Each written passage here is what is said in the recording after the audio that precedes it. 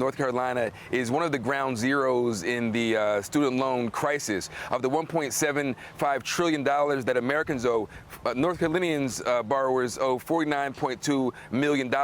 And that's even more acute when it comes to black borrowers. So we wanted to come down here and talk to folks who are wrestling with the debt and how that might be shaping the way they're going into the polls headed towards the midterms. Let's take a listen.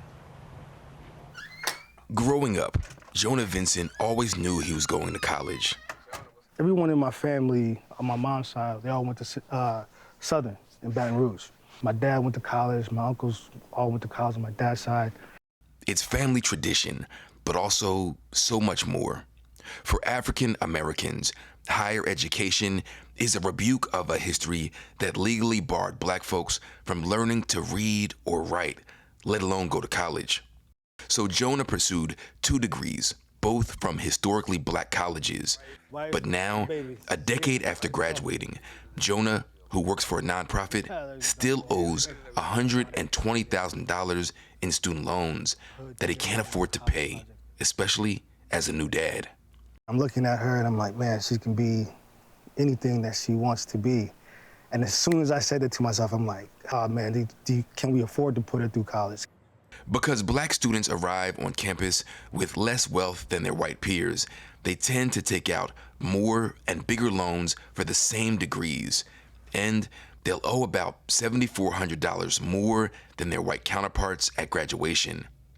It's one reason Jonah founded Naacp, an organization that mobilizes black students, especially on HBCU campuses, around pivotal issues like canceling student loan debt. Specifically for black people, it looks like modern day sharecropping. We'll give you the opportunity to become something, but in order for you to do that, you got to borrow this from us, and it's going to travel through your family for the rest of your time if you never pay us off. Yeah. We visited his alma mater, North Carolina Central University, to talk to current students like Marquay Spencer Gibbs, who owes $38,000, and Heaven Smith, who owes $100,000, about the debt they face. So there was no college fund for you? There wasn't a fund, but there wasn't any, like, oh, I'm not gonna help you pay for it. I wonder if this issue would make you change who you're voting for. It definitely will be a major factor in my decision, but there are definitely other factors as well. President Biden announced a student debt relief plan that the White House says could impact 43 million Americans and eliminate debt for 20 million people. It's about opportunity. It's about giving people a fair shot. It's the fulfillment of a campaign promise, but for these students, it's not enough. It's cute, like thanks, but what's next? Because 20,000 on 100 is, what's that doing? Despite the heavy burden of student loan debt, these students are determined to pursue their dreams, no matter what.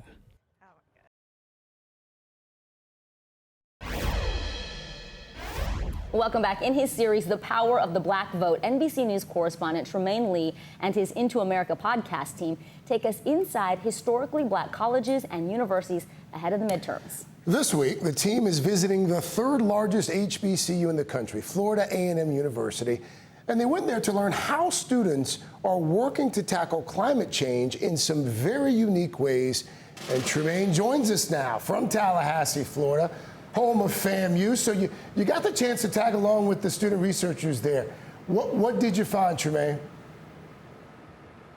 I'll tell you what, Craig, of all the issues that motivate young people to the polls, it's often not necessarily the environment that's always top on their list. But here with students who are part of the School of the Environment, that's what they care most about. But they're also not waiting around on politicians to make change. They're actually doing some really critical research, as you mentioned, on oysters. It's pretty impressive, pretty ingenious.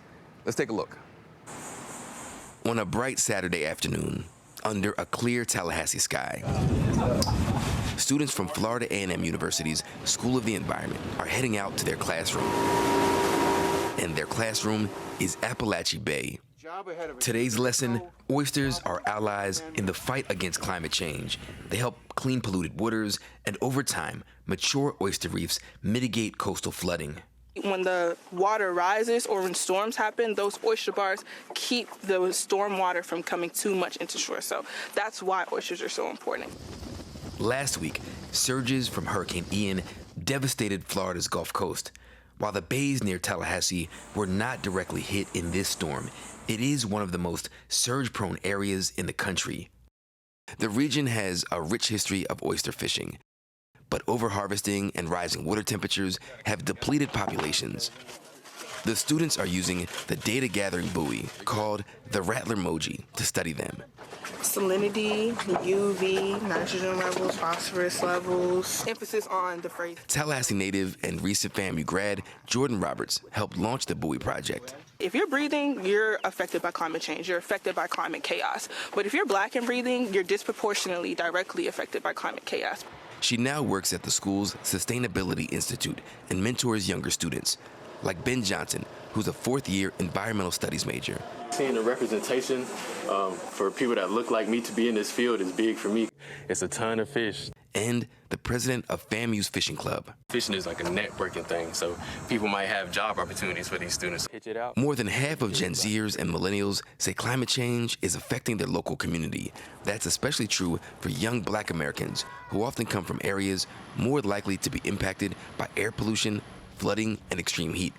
When these water levels and things start to rise and land starts to just warp and stuff, it's these Black and brown neighborhoods and these minority communities who are in these places that are directly affected by these things. This summer, President Biden signed the Inflation Reduction Act, which includes $369 billion for climate and energy programs and tackles environmental justice priorities. Democrats hope the law might draw young Black voters to the polls. When you're thinking about voting for a politician, what's your checklist? At the top of my checklist is always where their head is at with environmental policy. If they get elected, how are they going to affect my community? Like my community, Black and brown people, minority people, and environmentally. Those are the top two things that I look at when I'm voting, period. But for the students at FAMU, change starts with them. Why does this matter, this work? I know the big thing is climate change and what problems it's causing in different parts of the world. So using the buoy helps us give us a little insight on what's actually going on. All right.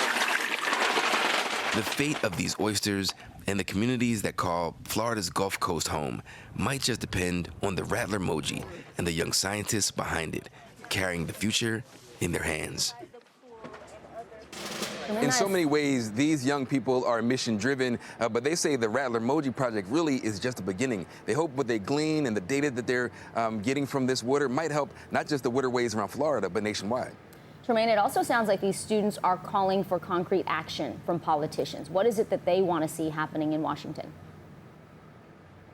That's right. It's not lost on these young people that policy bounds all of this, and they want politicians to really put, their money where their mouth is. At least those who believe in climate change, and to really not just begin to wean ourselves off of fossil fuels, but really be intentional about funding the kind of research they're doing here, so they can better understand the problem and maybe, cut more damage ahead. It's a solid program. Solid program. NBC News correspondent Trymaine Lee. Trymaine, thank you so much. Students are out in full force today to rally this vote. Trymaine, tell us what's happening. Why are these students so motivated to get to the polls? Well, I'll tell you what, Morgan, I'm on the campus of Clark Atlanta University. It's homecoming weekend, so everyone is a little excited, a little turned up, but they're also excited and turned up about voting. They've managed to piece together a voter registration and voter turnout machine on this campus that has really pushed youth turnout to record levels, helped the Democrats flip 2 Senate seats and actually put Georgia in play. But also with great success comes great pushback, and in Georgia, that means legal pushback. Let's take a look.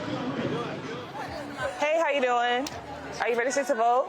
You were going to register down there, yeah. On the promenade at Clark Atlanta University, senior Janiyah Henry is doing one of the things she does best. What's your name? You live on campus? Okay, so your polling location is at Morehouse? Harnessing the power of young Black voters, just like herself. She's the co-chair of CAU Votes, a nonpartisan voter mobilization group that encourages students to engage in civic life. Have you ever thought about voting locally to affect local politics? Okay, sign in here. They're an army of student organizers that helped get young Black voters to the polls during the 2020 election in record numbers. Black people made up 1/3 of all young registered voters in Georgia, the highest concentration in any state. But concerns over low voter enthusiasm could mean an uphill battle for Janiyah. So in 2020, Stacey Abrams is running, you have this huge turnout, but the numbers had been actually down here on campus. Did you get a sense that there was either a lack of enthusiasm or a lack of organizing? People were in the streets, they were protesting and all that. It's so easy to get a turnout when things like that happen because automatically people think this is how I can get my voice heard.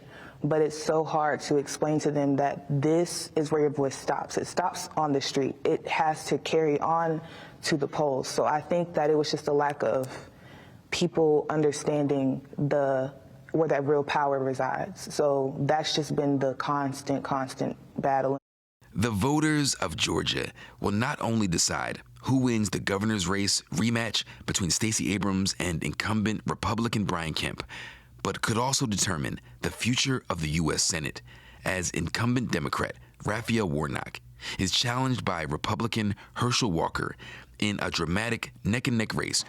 For Janiyah, the stakes feel higher than ever. A woman's autonomy, voting as we know it, honestly, our democracy. This election will also be a test of Georgia's new voting law, which critics say is an attack on the black vote by limiting things like absentee ballots, mobile voting sites, and bars passing out water and snacks by anyone but poll workers at polling stations. Janiyah says all of this could contribute to a lack of engagement. It's made people feel like their voice doesn't matter, and this is why. They feel as though every vote doesn't count because mine keeps getting removed somehow over the decades. Supporters of the law have dismissed claims it will limit voting access, pointing to record early turnout in May's primaries. Those opposed say primaries, with smaller levels of turnout than general elections, aren't a fair gauge of the law's impact. The Justice Department is suing Georgia, claiming the law deliberately targets black voters. But no matter the obstacles, Janiyah believes young black voters can overcome with time and drive on their side. How far off do you think we are to seeing the HBCU student body being a huge block, an important block in this country that matters to politicians?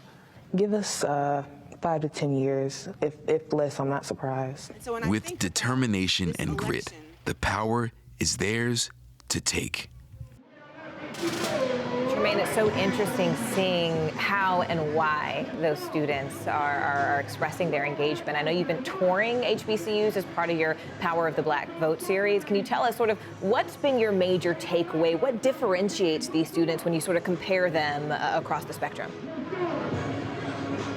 Well, I think the one big thing is just how mission-driven so many of these students really are. Whether you're talking about FAMU and environmental science, or you're talking about Jackson State University fighting for reproductive rights and fighting for water access, these young people, it's not lost in them at all that many of their communities, black and brown or marginalized communities, are on the front lines of all of these issues. So we're talking about apathy among young people or black people being disconnected.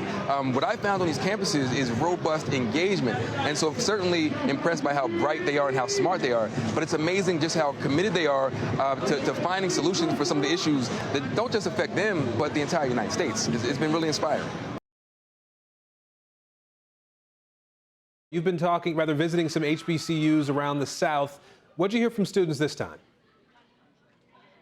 That's right, Aaron. Sadly, this is the final stop of our tour. But talking to young people on this campus that for generations has been boosting up folks involved in the civil rights movement, politics, and civic engagement more generally. This new generation of people on this campus, ahead of the midterm, with so many serious issues like water infrastructure and reproductive rights, these young people are filling big shoes, and they're stepping up. Let's take a look. Completely manpowered. How we get the cases out is what you're seeing right now. Within days of the water crisis in Jackson, Mississippi, Macy Brown, a junior at Jackson State University, had a plan to deliver bottled water to Jackson residents who couldn't afford to get it on their own. Where is this water coming from? People. Macy formed the Mississippi Students Water Crisis Advocacy Team. She says they've delivered 1,500 cases of water so far. Yeah, you guys put them down over here. Macy sees a connection between laws and policies aimed at diluting the voting power of black Mississippians, who make up nearly 40% of the state's population, and Jackson's failing infrastructure. We think of racism as you know, just a police officer, we see brutalizing somebody on TV, or like a Confederate flag being a part of a state flag, but not thinking about the way that our water systems are maintained or not maintained and how that's ingrained in racism as well. Robert Luckett is a history professor at Jackson State. Frankly, the civil rights movement never ended. He traces Jackson's water problems to the 1970s and the forced desegregation of the public schools, when white families fled Jackson for the suburbs rather than integrate so their children could attend all-white private schools. And when they withdraw from the city of Jackson, so too does their support for all things Jackson, and the infrastructure, and schools, roads, and healthcare, and water systems. For decades, Black people in Mississippi have risked and, in many cases, given their lives fighting for the rights and freedoms that America had promised. It's history that's not lost on Macy and fellow Jackson State students planning an on-campus voting event. Why is it so important to make sure that you're getting out there and getting people engaged in the voting process? Jackson is a prime example of when you're not out voting in your local elections, a lot of things that you would think are a natural born right, like clean water, it's not. But in Mississippi, where despite being the blackest state in America, no Black person has been elected statewide since Reconstruction, getting people to the polls is only part of the fight. Voting itself is not enough. You have to be involved on like every front of the political, advocacy space, not just on election day, because the other side has been conspiring forever to get to that point. They've been doing the work outside of the voting booth, so we have to kind of do the same. We are like... And for Macy, taking on the fight to reclaim power is second nature.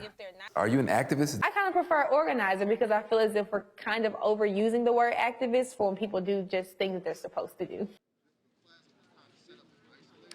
Aaron, voting rights and access to the polls is still a serious problem here in Mississippi, but students like Macy and other organizations are hoping that with so many serious issues on the ballot this year, that something might push folks to the polls. That's what they're hoping.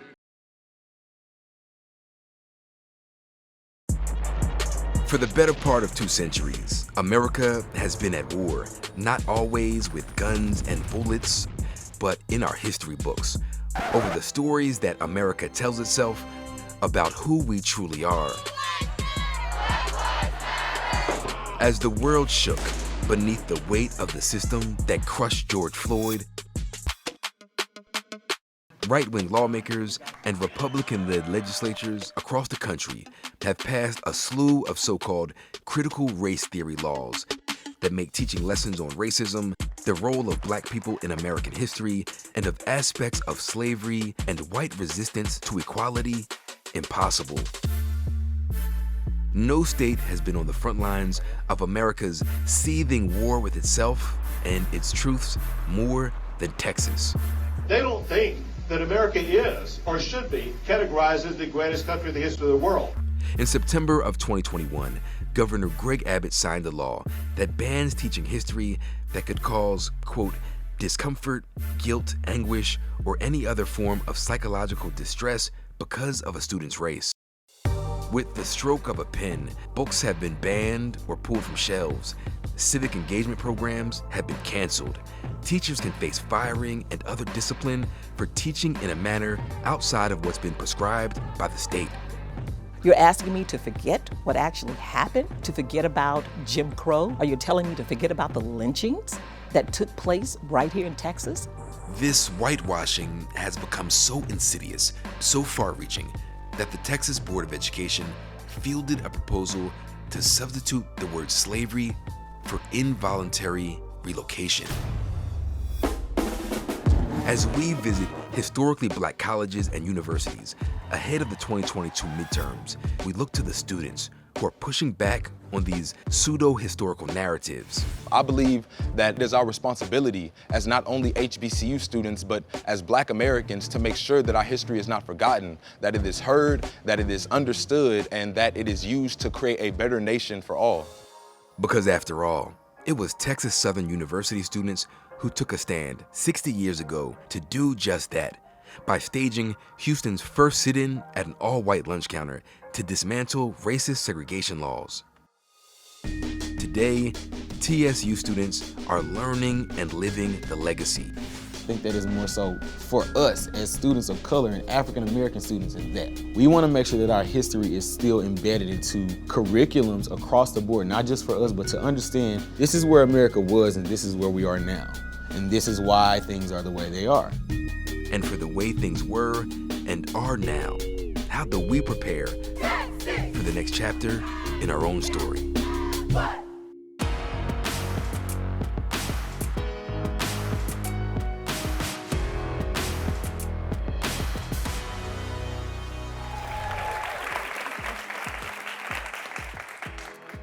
Welcome to Into America, the power of the Black vote. I'm Trymaine Lee.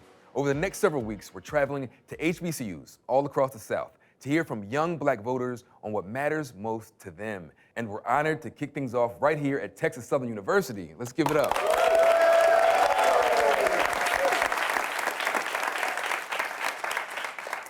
The lessons we learn in classrooms just like the one we're in shapes how we see ourselves and how we see America, and in so many ways, how America sees us.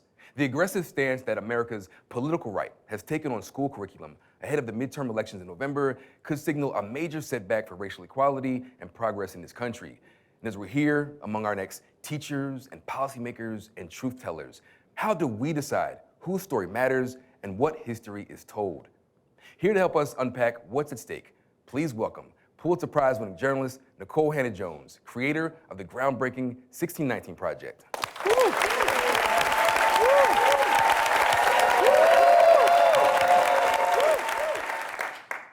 NBC News senior investigative reporter Mike Hixenbaugh. He recently won a Peabody for reporting on the culture wars. He's based right here in Houston.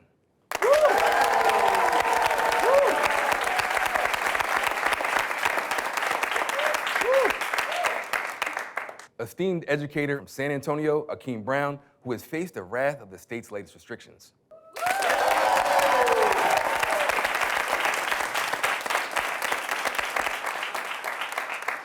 And last, but certainly not least, let's give it up for one of your own, TSU Student Government Association President, Dexter Maryland.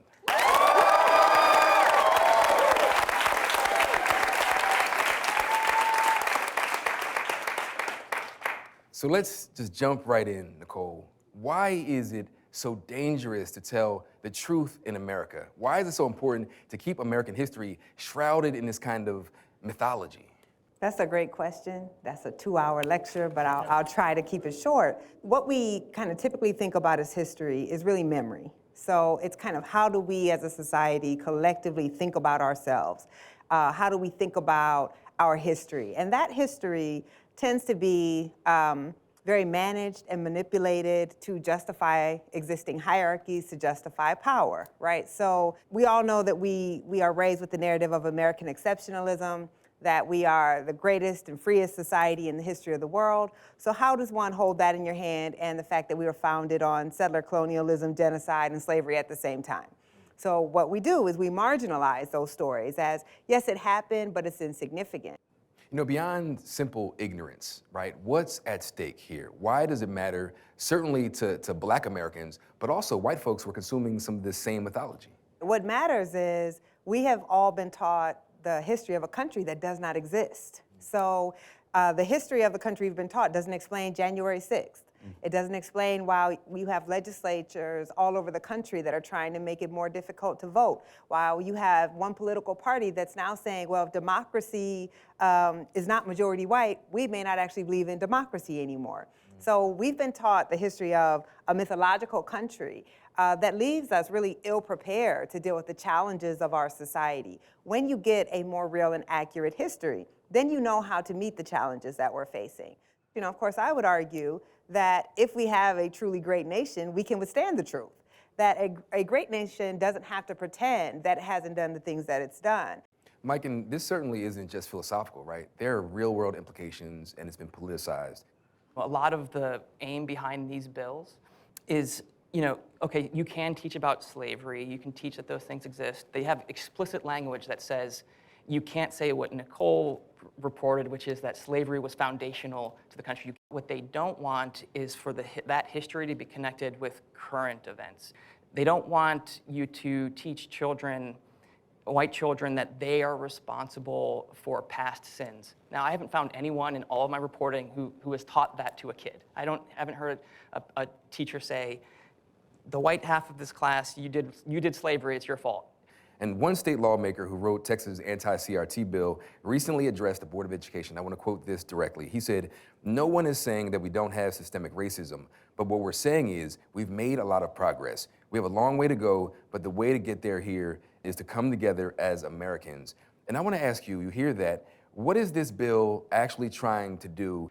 Well, first of all, his quote is inaccurate. There are lots of people, and I've heard from them, who say systemic racism doesn't exist. That is at the center of the argument. And in terms of his comments that this doesn't stop us from teaching about racism, one of the main critiques of these bills, not just in Texas, but across the country, is they're written in somewhat vague terms, and it leaves a lot open for interpretation. So, there's all of these educators across the country who are trying to figure out, how do I do this? And it's led to, I think, a form of soft censorship, even if they're saying you can teach about history. From your reporting on the impulses of this, do you buy that they actually believe this, or is this political strategy? Beginning in 2020, we had maybe a 4-day span in 2020 where the whole country was like, Black Lives Matter. Amazon was putting out statements and school boards were passing resolutions.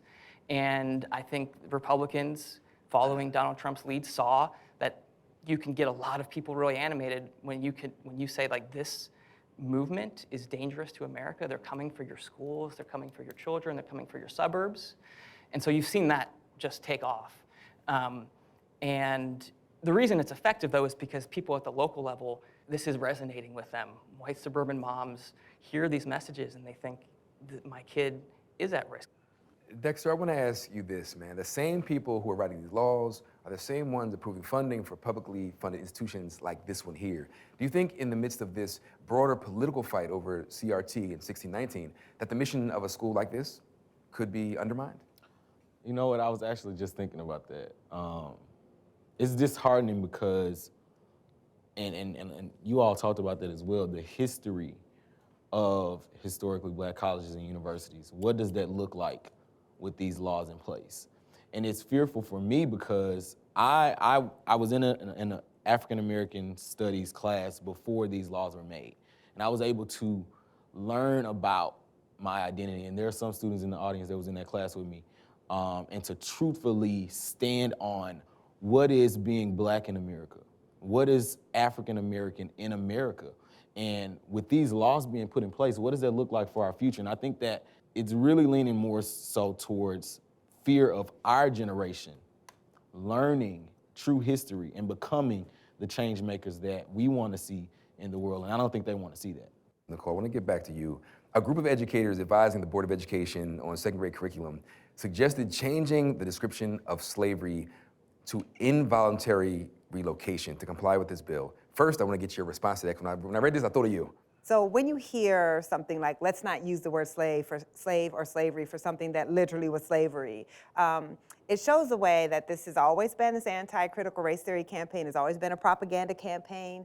It has been about really shaping how we think about our country. As journalists, we know language can either reveal or it can obscure. And they're trying to use language to obscure. I think a lot of this is just, throwing bombs in what we're calling the culture war, trying to put things out that will kind of stoke animus, and that's kind of where we are. What exactly is the power of a more truthful telling of American history? We're certainly debating what that history is and how it's told, but in trying to course correct what we've all been taught and what we've learned, what is the power in that truth? When you understand the power of truth, it means we can actually grapple honestly with the divisions in our society, with all of the ways that we're exceptional, that we shouldn't be proud of. And for Black Americans and other marginalized groups, it's finally able to give us our proper place in the society that we built. It is an extremely demeaning thing to grow up a Black child in this country, and the only time you ever see yourself is to know that white people enslaved you, white people freed you, and then 100 years later, Dr. King had a dream, and we don't talk about why 100 years later he needed to have this, March on Washington. Akeem, when I hear Nicole talk, it sounds like it's easier, she's saying it's easier to see there's some deficit in Black people and Black children rather than face the hard truth that created this. And this idea that Black children are experiencing an education that is wrapped in all these forces. And you are the founder and superintendent of a charter school, Essence Prep. Talk to us about the mission here. I describe Essence Prep as the elementary model of a historical black college and university, where children can go and feel free, feel comfortable, but also see the assets of their culture, embrace those assets, learn the full history of what and who they are, but more importantly, learn what role they play in society to challenge those systems that have been working against them quite forever. So with that, I want to read you a line from the bill that bans one of these CRT bills, right? Bans the concepts that, quote, an individual should feel discomfort, guilt, anguish, or any form of psychological distress on account of the individual's race or sex. I'm going to ask you, who do you think they're talking about here? Who are they protecting here? Well, after the 6-month battle that I faced with the Texas Education Agency, specifically with the State Board of Education, I know they're not talking about us. They were really speaking about white children, right? They wanted to protect those suburban communities, North Texas, East Texas, those areas in which we're not predominant in those communities. So they weren't speaking about us. Essence Prep was founded for that very reason, so that children of color no longer feel discomfort. Because we feel that every day. Every day that a young black woman is sent home because of the braids in her hair, the barrettes that she decides to wear, her tone in her voice, that is the discomfort because of her sex, because of her race. And that is exactly what we're trying to reverse at Essence Prep. When you all in this room full of students, young black students, when you hear that line being read, do you think that they're concerned about your psychological well-being, your health and safety? Not even just a little bit. They said they're worried about the kids, not y'all. Akeem, you had a quote as part of your equity statement online. It quoted Ibn X. Kendi, and it said, the opposite of racist isn't not racist, it's anti-racist. And that line alone got you in some hot water with the state. Talk to us about it. My population of students are 46% African American. So the students that I serve, they are quite often forgotten, neglected, and disregarded, whether that is in creating curriculum, whether that's purchasing textbooks, whether that's discipline policies. And so, when we talked about our equity statement, we being my board and I, the board that helped found the school, it was this idea that everything that Essence Prep has and will be is anti-racist. We cannot be a part of these systems that have prevented people like me the opportunity to become a superintendent, right? To be a free-bearing individual who speaks the truth. What about that statement do you think got under their skin? It's this idea that, we were talking about empowering people that should not be empowered. We were talking about giving tools and supporting young people so that they could change or redefine the possibilities, not only for themselves, but for their communities. Trymaine, one thing that we put in our application that they were feared of was this idea of public policy. We had a public policy approach. We wanted our young people to use project-based learning and really tap into what's happening. So topics like, how do we mitigate the effects of gentrification, displacement, right? How do we have conversations about the water treatment cycle, which we know is an issue in Black and brown communities? Those type of things are what topics I put in the application, and that scared folks. We were giving young Black children power, information. So Mike, it's not just educators and teachers who are caught up in this. There are real live students who are caught up in these forces, right? And you watched one school district in particular kind of unravel under the weight of this, and you reported and explored this whole topic in an award-winning podcast and documentary called South Lake. Talk to us about what you found, because this was a fascinating, wild story about an American town. So what we found is like this thing that for me started in South Lake was happening all over the country. The story in that town has continued to evolve along with the national story. And my colleague, Antonia Hilton, who worked on this project with me, couldn't be here, she's on assignment, but she did record a video message to give us the latest. Great, let's take a look.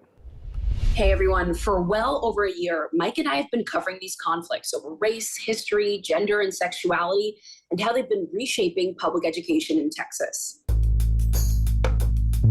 South Lake is a wealthy Dallas-Fort Worth suburb known for its great schools and envied sports teams. It's only 2% Black, but it's been growing more diverse. You might recognize the name because the community got thrust into the national spotlight in 2018 when a video of students chanting the N-word went viral. The mayor and residents came forward expressing shock and disgust. but Southlake's families of color were a lot less surprised. My oldest son was told in 6th grade, "Hey Frankie, how do you get a black out of a tree? You cut the rope." My son has been told that his skin is too dark, that his nose is too big, that our family does not belong in the neighborhood that we're in. At first, outrage over the video unified the district. Parents and administrators spent almost 2 years working on a diversity and inclusion plan. But conservative residents launched a PAC and a lawsuit that stopped it in its tracks. There will be no home for this toxic ideology here in Southlake. Then in 2021, their members won seats on the school board in landslide elections. This was around the same time the CRT bill passed. And while CRT was never taught in Southlake, people seized on the phrase. My child does not even know what the word minority means, but you all are going to teach it to him. Minority and LGBTQ kids tell us that they feel isolated. Like Nikki Olaleye, after she graduated in 2021, her family moved out of Southlake, saying they no longer felt safe.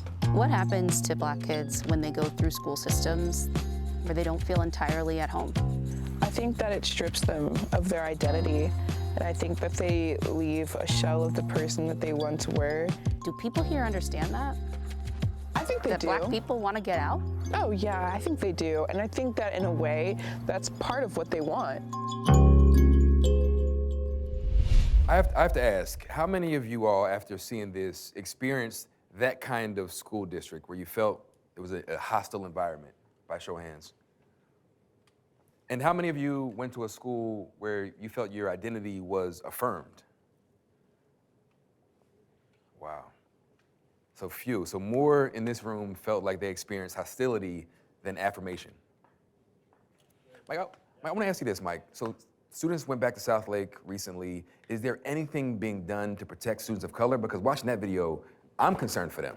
After the, we'll call them anti-critical race theory candidates took over the school board, they shut down that diversity plan, and the school district has said, yeah, you know, we are making sure that we're going to address every student's complaint about discrimination or about bullying, regardless of race. They're kind of doing a very color, race neutral approach.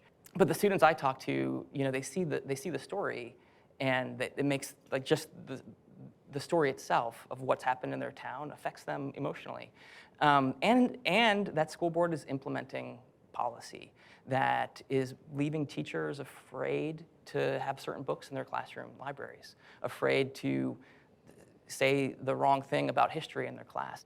You know, Akeem, watching this all play out in Southlake, the moment I saw that, I said, wow, it's just 2% Black. Certainly those kids have found themselves in the crossfire, but it also seemed like this is reflective of white America's identity crisis with itself. Some white parents saying, hey, we need to adopt a more diverse kind of education, and then the groundswell against that happens. And so I wonder, in a Black educational context, what can Black educators do for Black children to affirm who they are in those spaces? I think, one, we have to step up. I think it's not enough or just enough for us to be Black and in the classroom. We sometimes inflict harm on our own children ourselves, right? Because we are racing to the gate. We know what is at stake. We know through our own lived experiences what our children are going to face. So we try to create these safe gates for them.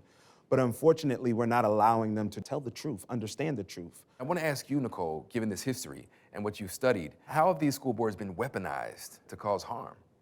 So what we're seeing is part of a very long pattern of turning school boards and public schools into the central battlefield of the culture wars. You know this as a parent. All someone has to say is somebody is doing something to your child, or stoke fears about someone is harming your child or making your child feel bad, and then all logic and rationality goes out of the window, and people will support really regressive policy if you talk about it as being harmful to their children. So we look at some of the names of these anti-history folks. They always evoke, you know, citizenship, parents. The names are very innocuous. This is what we saw during school segregation. I know you're not asking this, but I just think it needs to be said. Healthy societies don't ban books, right? Healthy societies don't try to keep children from learning things. What we send our children to school for, I would hope, is to be exposed to things that are outside of their comfort zone. to expose them to different perspectives and different worldviews. And if you don't think, for instance, that the 1619 Project makes the argument that you like, make a different argument. But instead, a society that wants to suppress speech, that wants to deny our children access to learning, that is a scared society. That is a society that actually doesn't believe that it can win the argument. And so instead they use power to deny our children the right to learn. Thank you to Mike and Akeem for joining us. Nicole and Dexter are sticking around, and after a short break, we'll hear from the Texas Southern University students right here in this room. Stay with us. There are a lot of HBCUs, right, and all of them claim to be the best. But what's special about TSU in particular? What do you think it is about this place that makes it what it is? You got a home for people like us.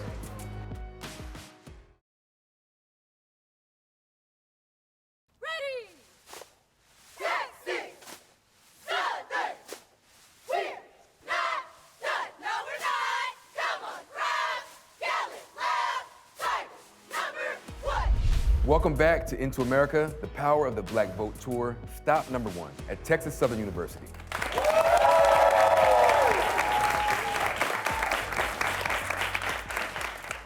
We have award-winning reporter Nicole Hannah-Jones and TSU student body president Dexter Maryland still with us. Thank y'all for coming back. Nicole, everything we've heard sounds daunting. It sounds like a weight on our shoulders. How do we cut through all the chaos and rein it in and teach a history that is at once truthful and affirming and values who we are? Well, if one thing that Black people know is struggle. So it's never been easy for us. Telling our stories has never been easy, but there's never been a moment in our history where we just gave up and rolled over and accepted what was happening. So, you know, all the students in this room, you come from a university with a laureled history of protest, of resistance, of students who were willing to put themselves on the line so that they could have the same rights and freedoms as everyone else. All of these laws, they are hurting our entire country, but they're particularly hurting us. They're demeaning our history, they're demeaning our experiences. They want us to believe that what we experience and what we know isn't true. Now, Dexter, I don't want to put you on the spot, but you are the president of the Student Government Association here. I wonder, from that vantage point, what can this school do to better arm and help you guys push for the kind of community and world you want? It looks like support. It looks like advocacy and avenues to allow us to be and continue to be, allowing professors to cultivate our minds to understand our existence, our identity. And I think throughout the entire CRT conversation and argument, majority of us don't even know what that is. But what we're fighting for is our history. We're fighting for the fact that we want to know our identity in this America that was once great, and what does that look like then and what does it look like now? So I think this university just has to stand up, which I believe they can and will, and support the advocacy of not stripping our history from our curriculum and allowing us to have that identity in a sense of a nation that really wants to strip that from us. You know, one thing I hear over and again, especially from the political analyst types, is that, you know, Black voters are apathetic. Young Black people in particular aren't plugged in. And I wonder, with everything we've heard this last hour, how do you think all that will shape how people on this campus and young Black people more generally will be going to the polls? Is it shaping how they're thinking about the midterms coming up?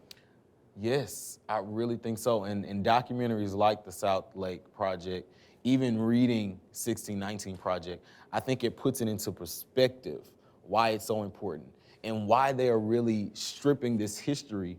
These are the type of things that we don't want to happen. And if we don't use our voices and our action to vote, we can see these things come into play.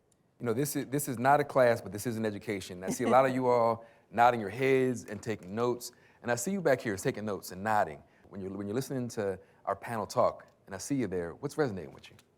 I was part of that African American literature class with our president, Dexter.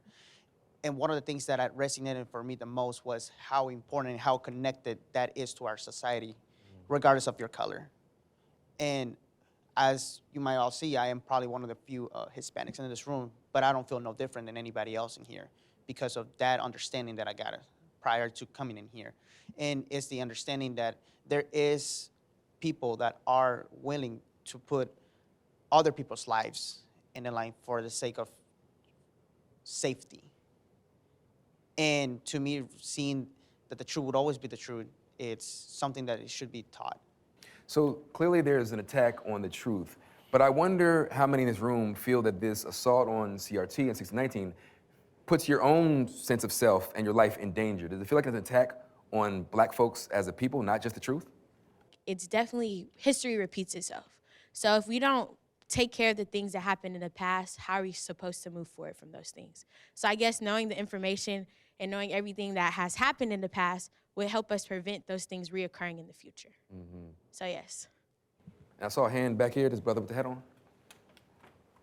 I personally believe that the attack on CRT is more of a situation where some people don't want their grandparents to be seen. They don't want their aunts and uncles to be seen in those pictures of lynchings and things of that nature, because they're gonna recognize those faces. There's a deep shame, because on one hand, we present this as if it's Black history, but we weren't here by ourselves, That's right? So there's a deep shame. That's right. Right there in the back. My name is Aaliyah, and I think that it's a little bit of both.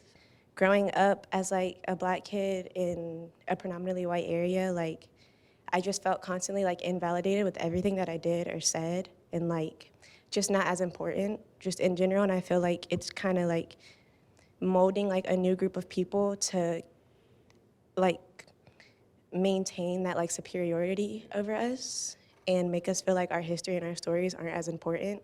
This brother right back here with the beard. Another beautiful, beautiful bearded brother. Thank you for having us. My first affirming school experience really didn't start till I got into higher education, really. I came to an HBCU and I felt more at home in a school environment than I ever have prior. And I have a stronger Native American heritage than most of my other classmates, but I was able to really connect with other African Americans and Mexican American students also because we had so much in common. You know, it's interesting that you mentioned feeling affirmed once you got to an HBCU. NBC News Generation Lab surveyed 275 HBCU students in August. One of the questions was, what factors influenced your decision to attend an HBCU? 45% said they wanted to attend a school with other people who look just like them.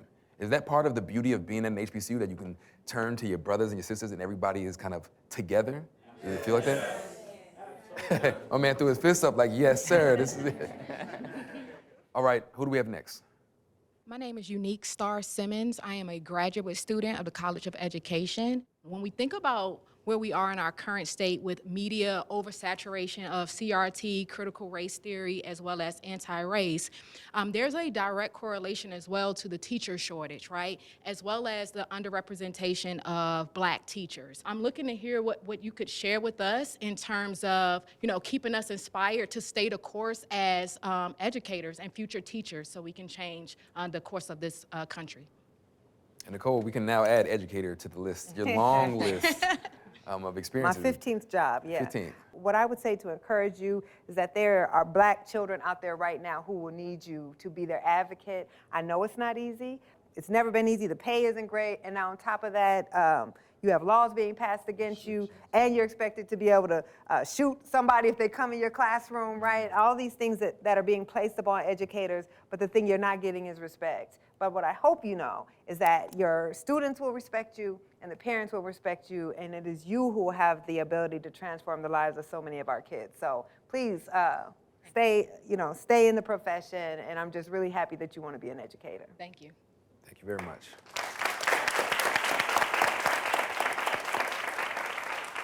Hello, my name is Ileana Hall. I'm a junior this year. I am a communications major, specializing in radio, television, and film.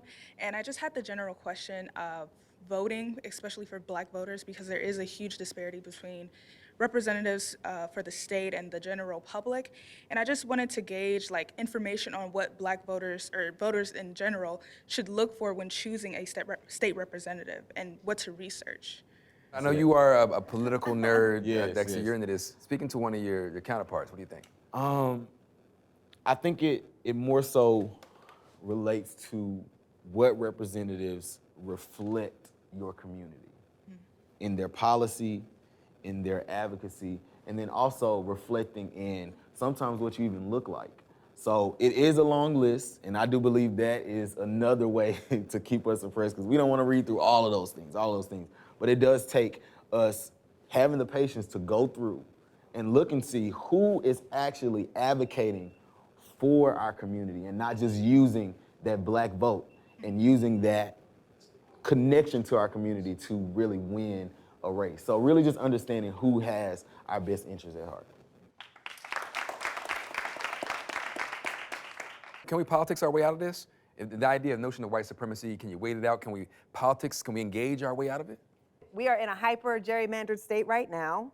It's anti-democratic. Even if Democrats win majorities, they can't win the majority of the seats. Right. We know we have a Supreme Court that's taking up a case that will say even state Supreme Courts can't overturn regressive and discriminatory and unconstitutional election laws. We have efforts to overtake election boards.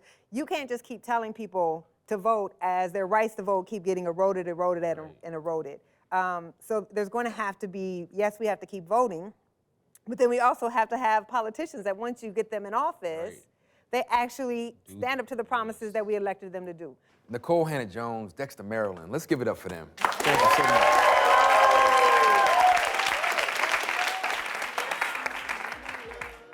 That's it for us now. Thank you to all of our guests, Nicole, Akeem, Dexter, Mike, Antonia, and thank you to the entire Texas Southern University community for showing up with us and definitely showing out. We'll see you on the road.